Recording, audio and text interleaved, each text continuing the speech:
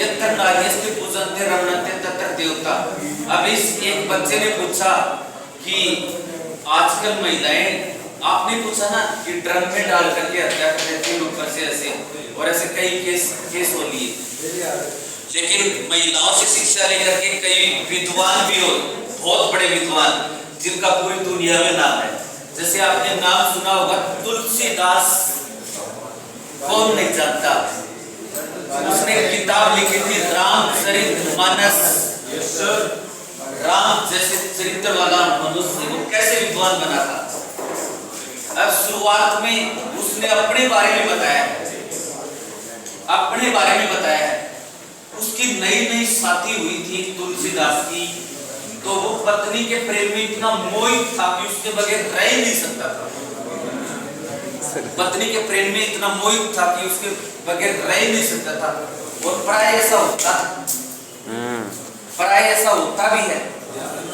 तो एक दिन क्या हुआ, तुलसीदास जी कहीं गए हुए थे, और कहीं गए हुए थे तो वो रात को वापस आए।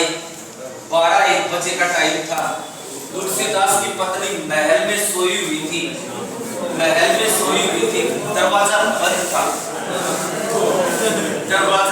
तो तुलसीदास ने सोचा कि छत पर से चढ़ के कैसे इसके अंदर प्रवेश करें। तो किसी रस्सी से वो छत पर चढ़ गए। अब आपने सोचा होगा कि रस्सी कहां से आई।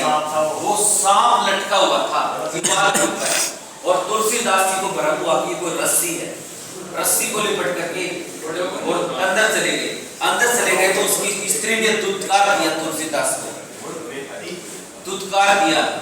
कि इतनी आधी रात को मैं नींद में सोया हुआ हूँ, इतना प्रेम भी क्या काम। तुलसीदास जी का दिमाग खराब हो गया। उसने अपनी पीड़ा उसको बताई।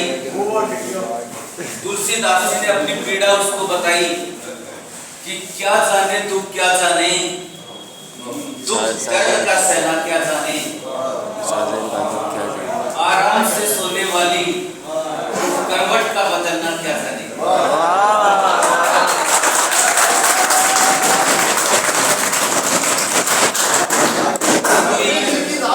ये कोई गलत बात नहीं। और तुलसीदास जी वहां से आ गए, उस पत्नी के पास दोबारा गए नहीं, और राम की भक्ति में इतने लीन हो गए।